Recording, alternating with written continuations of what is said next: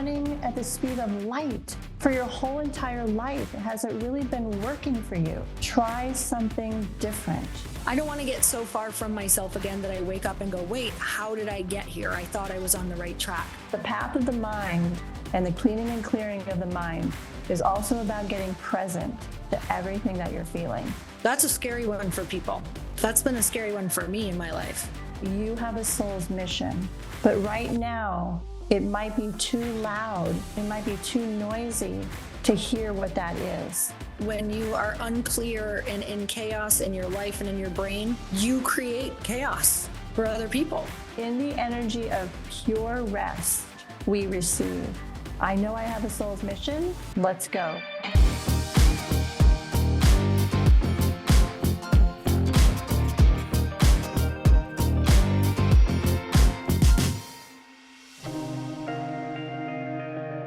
Elaine, I'm so excited to have you on the Earn Your Happy podcast. Thank you so much for coming on. It's awesome to be here with you, Lori. Thanks so much for having me.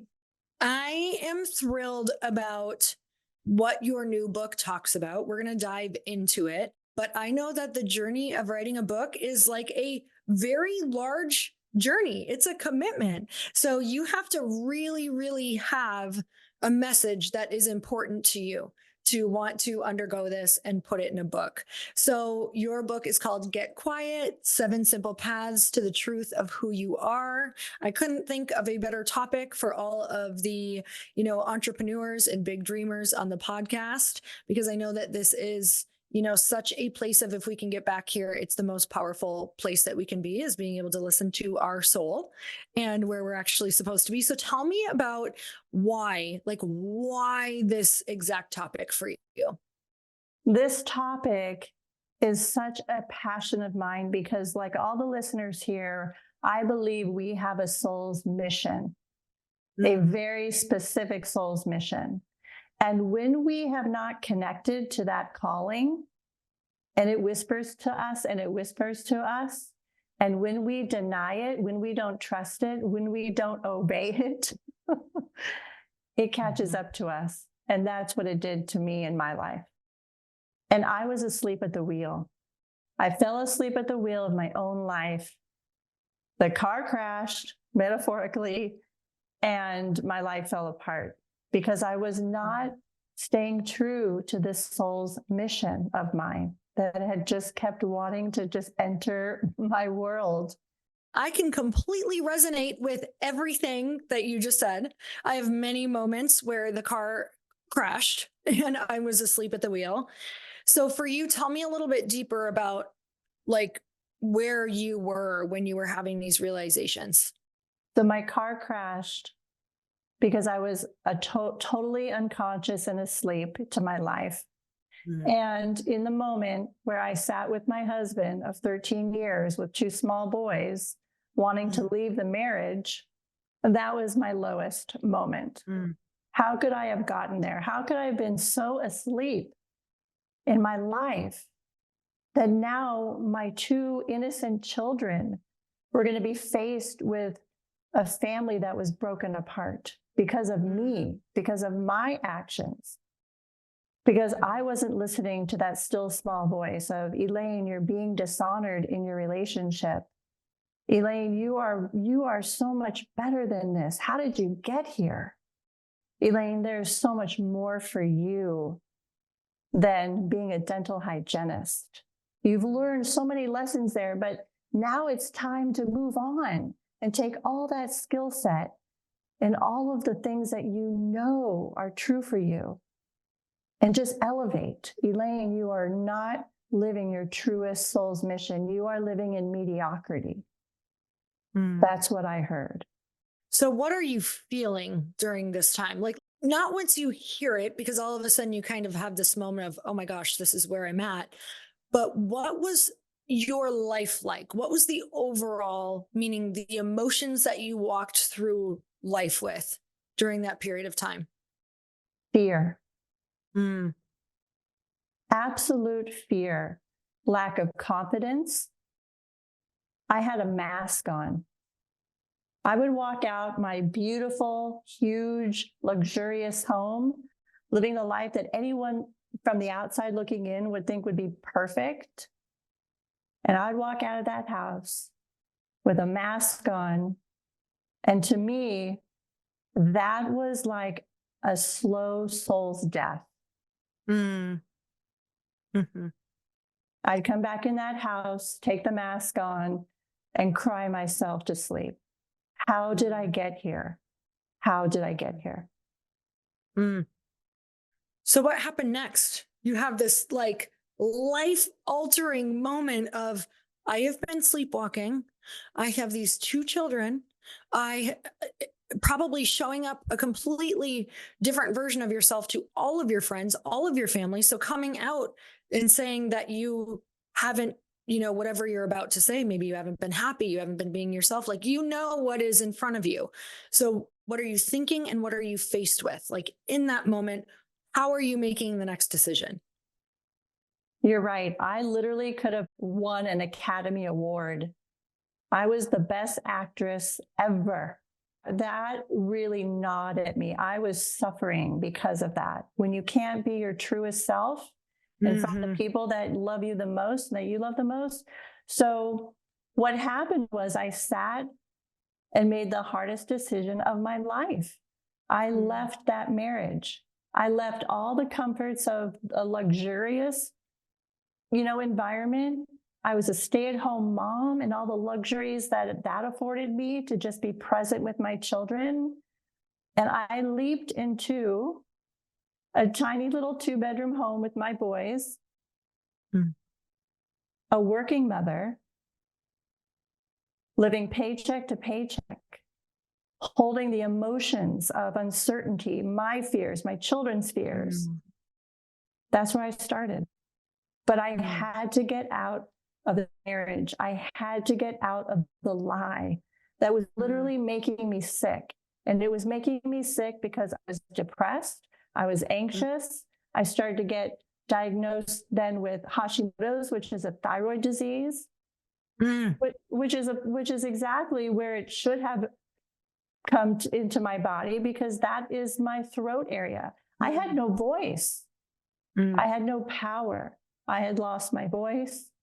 I had lost everything. And so now what motivated me the most was, how could I be the most healthiest mother to my sons, mind, body, and soul? That was my whole intention moving forward at that point. And I was bound and determined to be the healthiest mom for them, because that's what they deserved. Oh, I love that you share how it was even physically showing up for you and how you were feeling, because I think for me, I absolutely had that. It was showing up anxiety, being sick, depression, more anxiety, stress, feeling inauthentic, never feeling connected or happy anywhere in my life, feeling like I didn't really have true friends, because how could you ever make a true friend when you're not truly being yourself or sharing? And I think that, for a lot of people, I'd love to hear for you, what were you doing or using to kind of numb out? Like, how did you keep shoving it down? Because it sounds like you were doing it for a lot of years. So for anyone listening, maybe just some different things that they're going through right now, to be aware that it could be that they're not using their voice. What were you numbing on? Well, everything was shoved under the carpet in terms of, well, that's okay. He didn't mean that. It'll be better next time. Or it's my fault. I'll take the blame. I'll take the hit. And just looking away at the truth of my life. Like, I think we're all addicted to looking away at the truth of our lives. And when we really face the truth, it's so confronting. And so it was just anything from me just totally betraying myself and lying to myself, and just feeling sick to my stomach, walking on eggshells in my own home, being dismissed as a mother, not being honored. I felt like a nanny in my own home. And I could point the finger at him all day long, Lori, but really what I did was I pointed the finger right back at me. And when I Okay. started to do that, that is when my whole life changed. Okay, so what made you do that? Like, what made you take this huge, scary leap because you knew you couldn't live like this anymore? But were you listening to something at the time? Were you reading something? Was it just because you couldn't deal with these feelings? And because that's a big bridge to cross.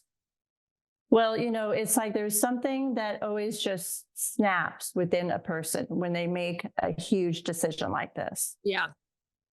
And sometimes it can be the smallest thing that Mm. actually breaks you to the point of making a hard decision. And for me, I was watching Oprah one day, and I remember a doctor coming on saying, if you are stressed, if you live in a state of worry and extreme stress, this will affect your body to the point where you're just going to get so sick. Mm. And I heard that and I thought, oh my God, like, I was like, Elaine, she's like, this isn't just nothing. Like, this is your life. Mm. This is your health, is your wealth. I was born to be a mother.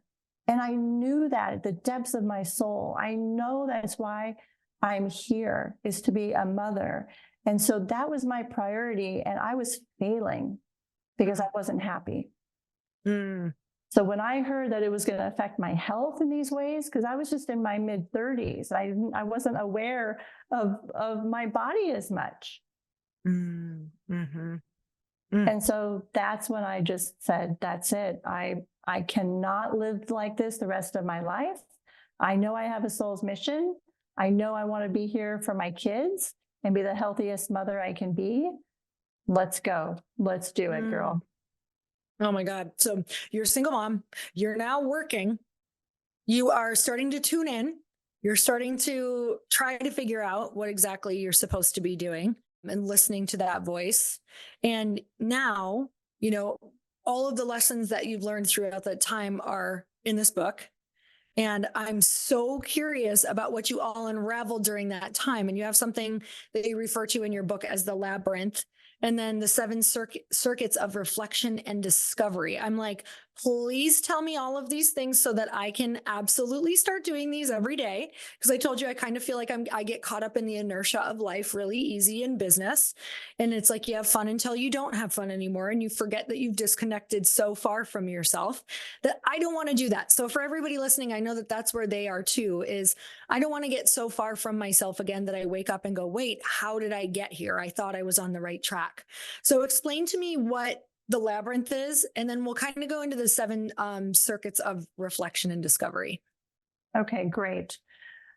A labyrinth is a maze that does not confuse you. So it is a 7-circuit labyrinth that you can find in hospitals, churches, on private properties. And it's a contemplative path that someone would walk. And this is a 4,000-year-old ancient tool that they knew back then was like a portal into finding yourself again, connecting to that inner power, connecting to the universe, connecting to God, connecting to your truth. And I was led there one day, and I started walking these paths to the center of the labyrinth. And I was like, I thought I was crazy. Like, what am I doing walking in the desert in circles? But it was on the very first lap around that I clearly heard, in that quiet environment, the message from I know my soul's voice. And the message was surrender. And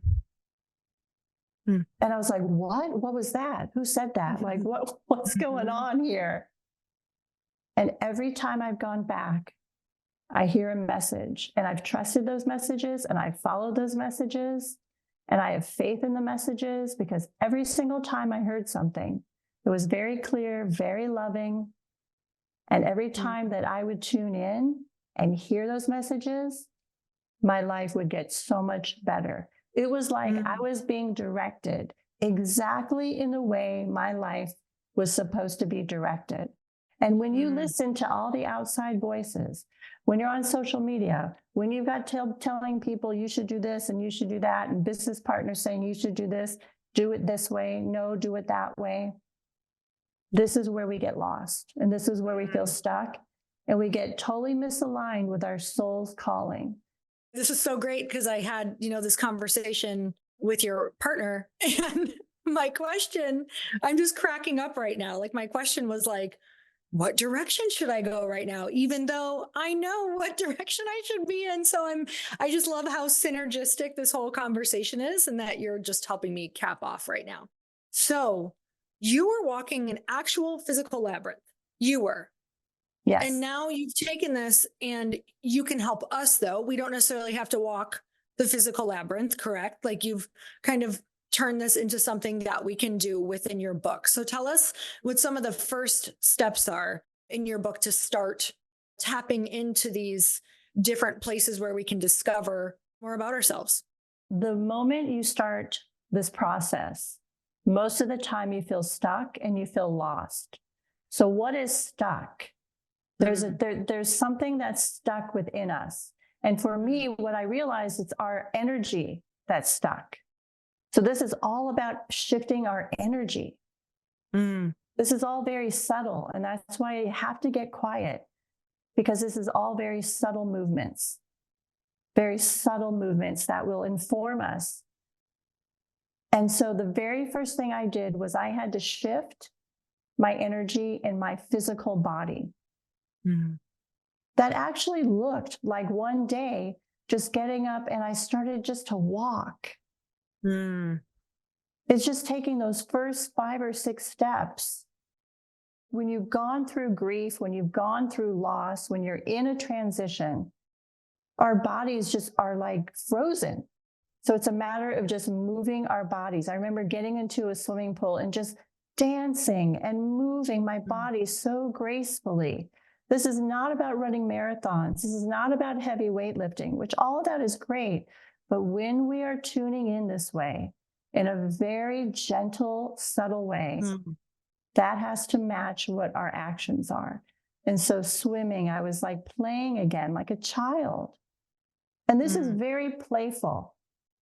This is because the energy that's trying to find us, our muse, God, the universe, whatever it is that's trying to find us, is playful. It's loving. There's nothing heavy or negative about this.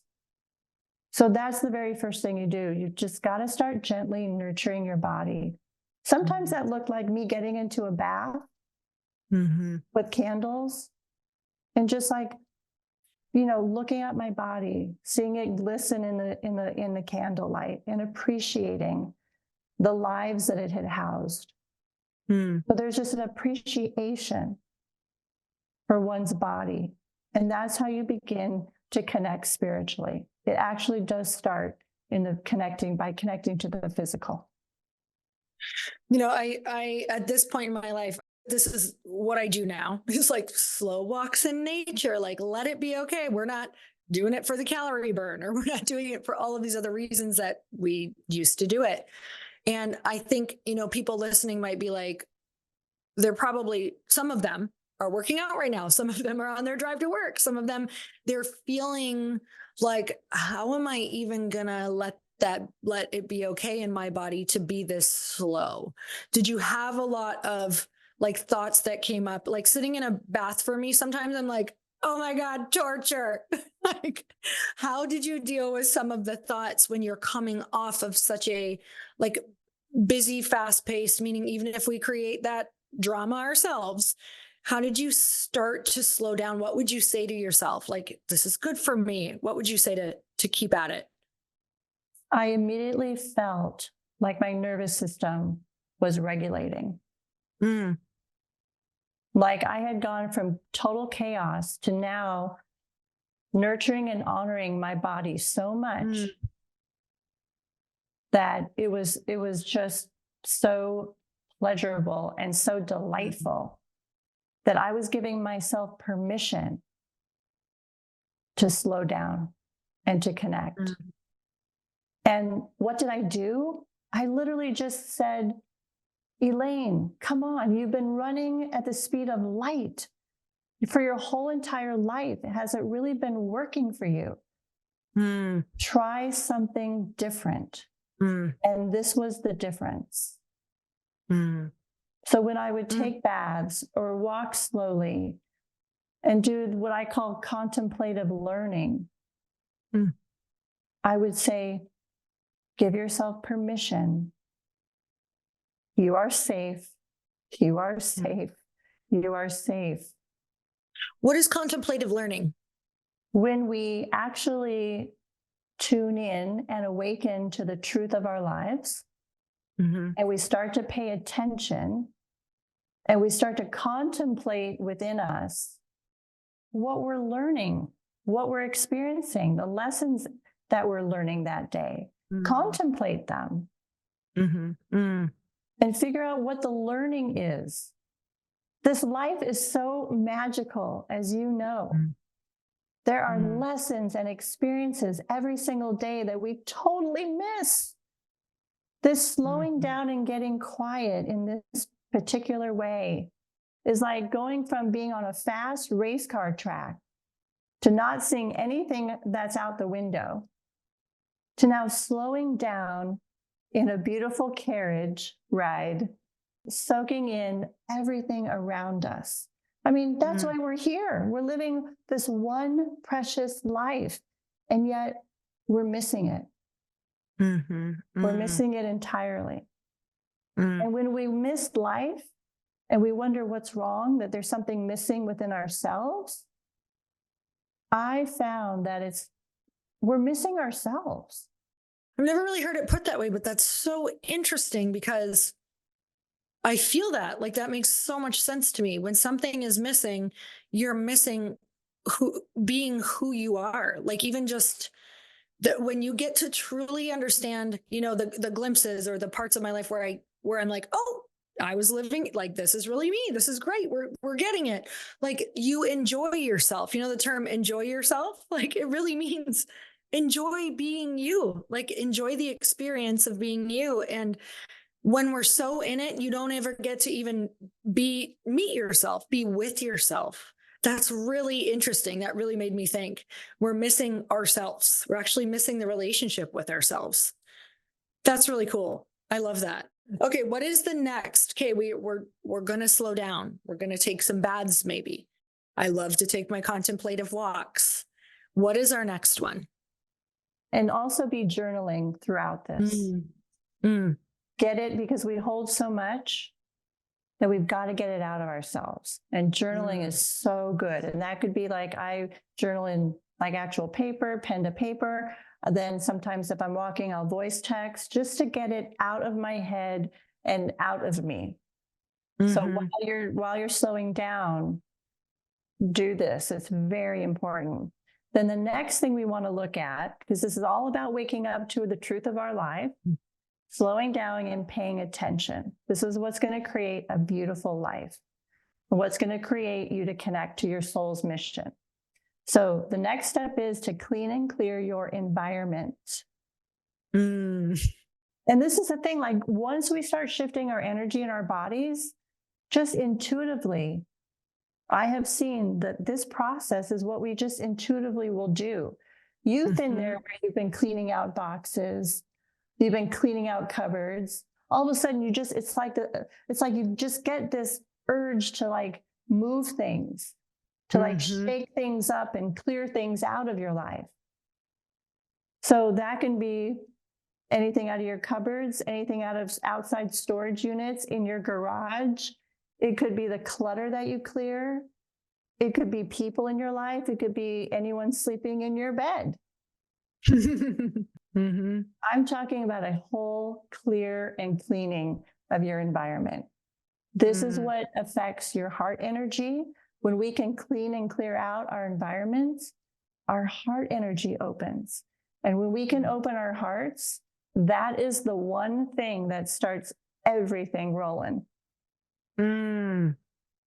I'm watching my life and like as you're talking, I'm thinking, obviously, I think we're all contemplating our lives, but I'm really watching the different phases of my life. And this last year, I kind of went through such an upgrade that I'm not even the same person, meaning like something that I've gone through has created such a different version of me that I had to go through my whole house and cleared out like majority of any wardrobe I've ever worn for the last however long. Like I didn't want any of it near me. And like it's an actual physical feeling where I just had to go through and toss out everything. And it was actually such a clearing. But I'm looking at how I've done that in different phases of my life. And truly, this is the least amount of stuff I've ever had, like ever owned. And it's the lightest I've ever felt. So in every way possible. And I'm finding that like, I'm like, oh my gosh, this is literally, and it was just intuitive to do it. Like I kept telling my husband, Chris, I'm like, it was like 5 weekends in a row. I'm like, nope, I'm clearing again. I'm clearing again. Because I couldn't go into a room without feeling the energy of the things and feeling them be heavy. I'm like, nope, this has got to go. It's time to let go. It's time to cut this out. So just for anyone listening, like start tuning into, do you feel those piles in the corner of your room? Are you feeling like your closet isn't resonating? It really made me lighter in every way. And you just hit the nail on the head right there. This is all about being the lightness of being.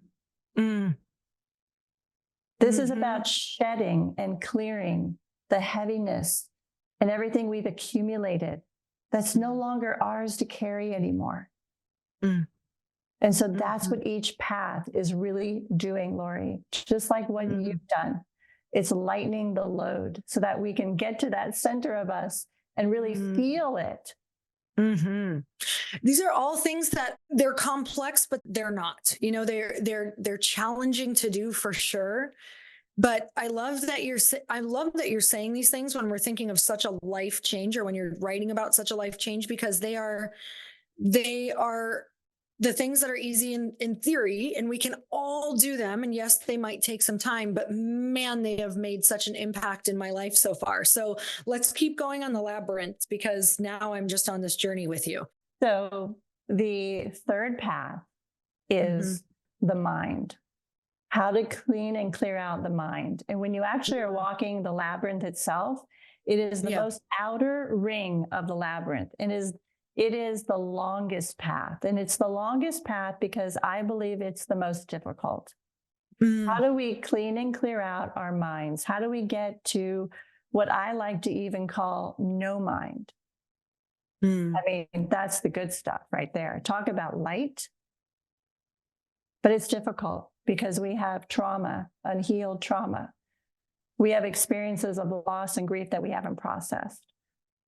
We are fed so much fear and negativity in the world that we're living in. How do we break out of that? How do we rise above that to have love as our main feeling and inspiration? So the path of the mind and the cleaning and clearing of the mind is also about getting present to everything that you're feeling. That's a scary one for people. That's been a scary one for me in my life. What would you say to someone who's listening and they're like, oh God, there's this big thing that just haunts me? Where do you even take that first bite? When you walk the labyrinth and you hear messages, and you will hear clear messages that are loving. You will feel safe to enter those difficult emotions because you know that you are not alone in this and that you're being guided in such a very, very precise way to being able to heal these things. You're not doing it alone, is my point.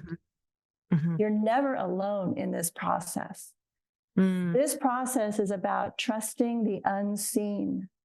When I do these things that you're saying, I'll get the messages as well, which I have faith everybody listening, we're all the same. We're all connected to the same thing. If we slow down, it's all very magical. It will happen. I promise.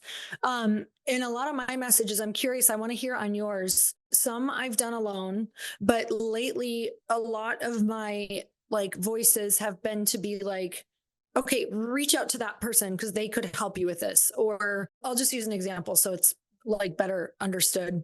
I do a lot of public speaking, but because it's not my main thing, I'm kind of like, and it freaks me out. Like every time I've done it for years, I'll speak in front of 10,000 people and make me sick to my stomach. I love the experience 20 minutes in, hate everything about it leading up to it, hate it. It's so painful. Like it's the hardest thing that I think I do in my life. And done all the work around it, all the things. And recently I'm like, I want to get better. I want to finally like deal with this. I don't know what it is. And it was reach out to this person. Like they'll take this journey with you, or they can help you, or get this coach. Do you get a lot of the answers being more from within yourself, or do they come like that too as well? Can they be people? Can it be any form of an answer? And how do you know? Have you ever been like, oh, I got a lot of answers, but they weren't necessarily right? Well, you have to be discerning.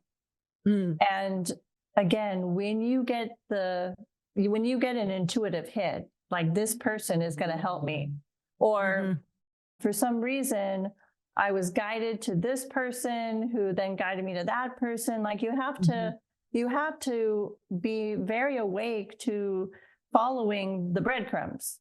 And I would say also, if something is really, really scary, if something is really out of your comfort zone, you can look at it two different ways.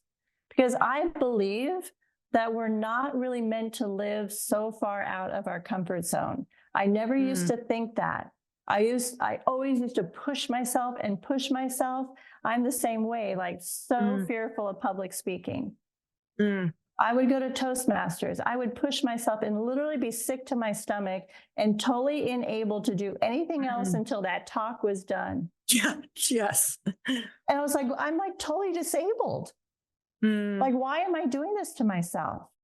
So what can I do so that I can live in peace and in health and in harmony? And what am I trying to prove? Now, I'm not trying to talk you out of being the best public speaker on the planet. I mean, you already are to me. And what I'm saying too is what I had defined was a comfort zone that made me highlight my gifts. Because when we're a little bit more comfortable and at peace within ourselves, we can shine so brightly. So now what I do is I get interviewed on stage, and I'm okay with that. To me, it used to be like a failure. Yeah. If I can't get up on stage and do that thing and power through it, then I'm not good enough. Then and so I had to shed that as well. I was holding that, and it was holding me back big time from being on stage. So now I find people who get me, who understand my message, who can highlight it, and it's their superpower to interview, and it's me in that dialogue being able to truly, and I think I'm a lot more effective because the emotion comes out in conversation. So it's just like giving yourself permission to not have it be so difficult. I love that. Like, hey, if this is throwing you off and there's a million other things that you love, or a modality that really highlights you. And I totally agree. I freaking love Q&A. I mean, it could be like fill a stadium. I'm great because that's the way my brain wants to think and communicate. Exactly. So I love hearing that. I think that feels like freedom for me. And it feels like freedom, I'm sure to a lot of people is you don't have to. You really don't. There's other ways to push yourself where you can still go on with your life. Exactly. And that's what we're wanting to live in these bodies, is free. Otherwise, we're just holding. And the whole point here, as you have said, is we're trying to release, we're trying to empty and not hold, so that we can be the lightness of being. And you can still be in your greatness, and you can still be doing things that push you. But my God, like, to what end do we need to push ourselves anymore? It's just like no more running marathons. Let's lighten up. Let's lighten this up. That is so much permission to people. I love that because that's definitely, that is, it makes room. It makes room for more of what we love. And you can have a very fulfilling life and grow. There's still so much room for growth without making yourself miserable, because there's growth in facing your fears and doing uncomfortable things. But then there's like, the addiction to uncomfortable things where you start to feel like if you're not always uncomfortable, that maybe you're not growing. There's other ways to grow. I love that. And deepen our relationships. That's interesting. You just made me feel like parts of my life, I was like, well, I'm growing, and avoided deepening relationships because that was scary to me. So there have been times where it's been easier to do the scariest thing physically possible than to sit in the discomfort of really being vulnerably seen in relationships. Well, you just are speaking the truth today, Lori, because You're just giving me therapy. I'm like, oh, sorry, thanks. you're right, because it's like a resistance to other things that really we need to learn.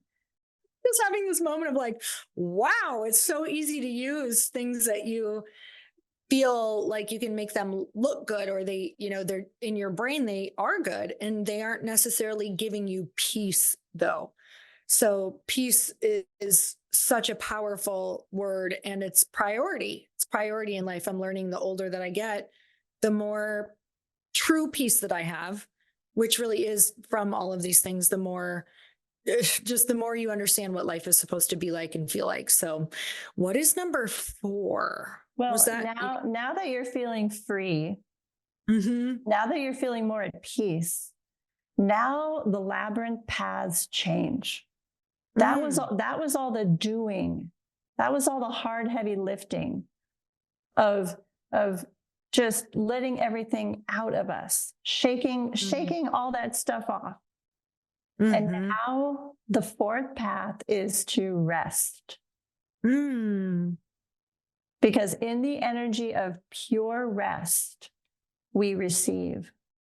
And for women, especially who are givers and nurturers and doing, wow, to finally be in the energy of pure receptivity, of pure receiving, without feeling like, oh, well, they're doing this for me, I now have to do something for them.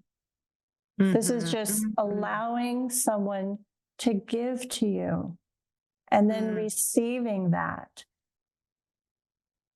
I remember going to a massage therapist, and I was in a state of total rest.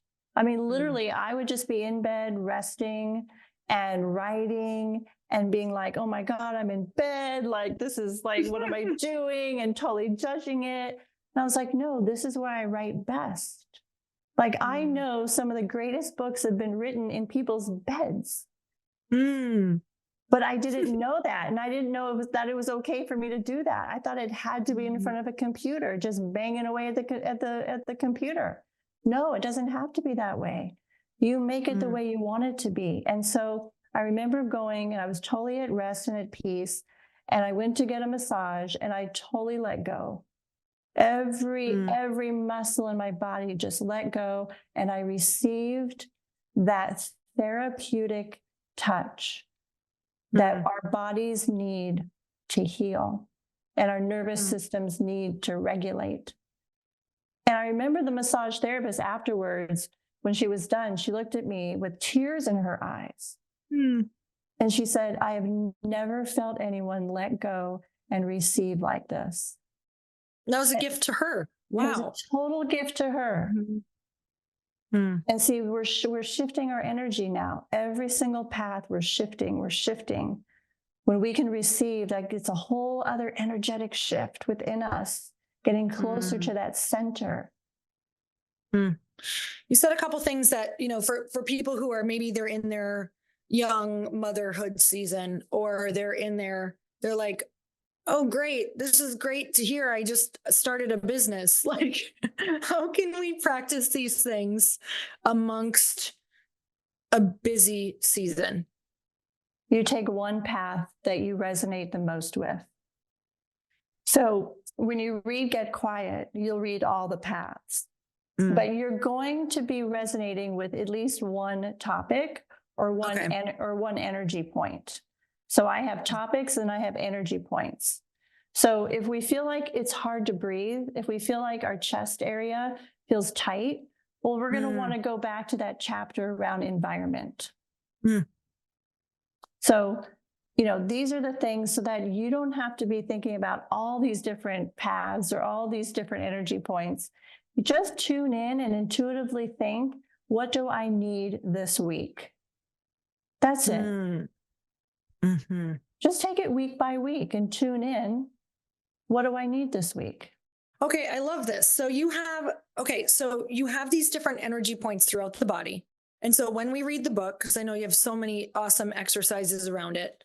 So do you suggest we read the whole book first and then learn about the energy points, and kind of daily, are we checking in, like, where am I feeling certain things? Because I know for me, I can always, I can be like, oh, that's my head, or that's my chest, or that's my sacral. Like, I know now, especially with tuning in, and I'm sure you teach us that. Is that kind of how the book works? Yeah, so you'll want to read the book, and it's a short book. It's easy. It's an easy read, as they say, I because love that. Thank you for doing that. it's simple. Yeah. Like, this has got to be simple. This cannot be difficult anymore. It just can't. Mm-hmm. And so read the book. At the end of the book, you're going to know, I list all the energy points, write them down, put them, in your bathroom, put them in your purse, whatever, so that you can just tune into these different areas in your body. And I mean, that's really the getting quiet that's so beautiful. Like, if I wake up in the middle of the night, I'll just tune into these energy points, and one will stand out more than the others. I'll tune in, I'll kind of watch the waves of the energy kind of go neutral, and literally I can fall right back asleep within minutes.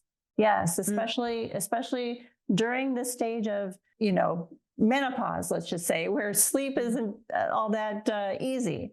I mean, you can literally just fall asleep in no time when you tune into these energy points. What is something else that you want to share about the book with the listeners before we go? I want the listeners to know that you have a soul's mission. But right now, it might be too loud, it might be too noisy to hear what that is. And your soul's mission wants to find you. It's calling out for you. That's why they call it your soul's calling. It's calling for you. Hey, I'm over here. Please, I'm trying to find you. I'm trying to reach you. I'm under this pile of crap in your closet. Yeah. Can you please get quiet? Can you please tune in? This is why you're here on this planet. And I believe that when we all can find this calling, when we all say yes to it, when we all know our purpose, that we can unify around this one thing. And that's what I'm here to do. I want to unify humankind. And when we get quiet, we find that purpose, and you can unify that around the people in your network, and all have that same purpose of, we're going to unify around our soul's calling, and we're going to lift each other up. We're going to support each other.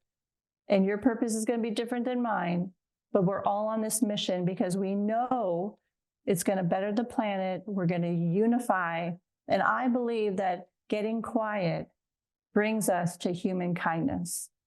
I feel that so deeply, because when I have not listened in the past, I'm in chaos. And when you are unclear and in chaos in your life and in your brain, you create chaos for other people. How you show up, you don't even necessarily realize it all the time, but I'm sure all of us looking back can be like, yeah, when I was, in that place or doing that, I created chaos in my relationships or just in your own life. And so I love this message. This is like so perfect, going to be timely for the rest of time. And I'm so excited to read it. I'm a huge reader. So this is like the perfect topic for me right now, because I don't want to miss the answers. I don't want to miss me anymore, Elaine. I don't want to miss me. So I'm so grateful for you. And this book comes out April 30th, right? That's right. And I think you have some bonuses. I do. Yes. Well, if you Tell me about those. Well, you can download them and have access to the first chapter so that you are ready to dive into the rest when you get the book. And then I love doing meditations and visualizations. And so I have created a 6-minute visualization that will inspire you. Put your headphones on and just float away into your lightness. You will love it. I love a visualization. So very excited. Like really, it's like my love language. So I'm so grateful for you. Thank you so much for writing this book and just putting all of your life's work into one spot for all of us so we can go and grab it. You guys, I want to do something for the book. I want to do a book giveaway. So 10 books to the first people who upload onto Instagram. All they have to do is tag myself. Elaine, do you have a handle on Instagram? Yes, I'm at elaineglass.author. Okay. And tag elaineglass.author and myself and let her know what your biggest takeaway was from this podcast. So I'm going to send the first 10 people who do that a book. And you guys know that I love to share all of your stories. And Elaine, thank you so much for coming on the show. I'm so grateful for you. And you guys, until next time, earn your happy. Bye, everyone.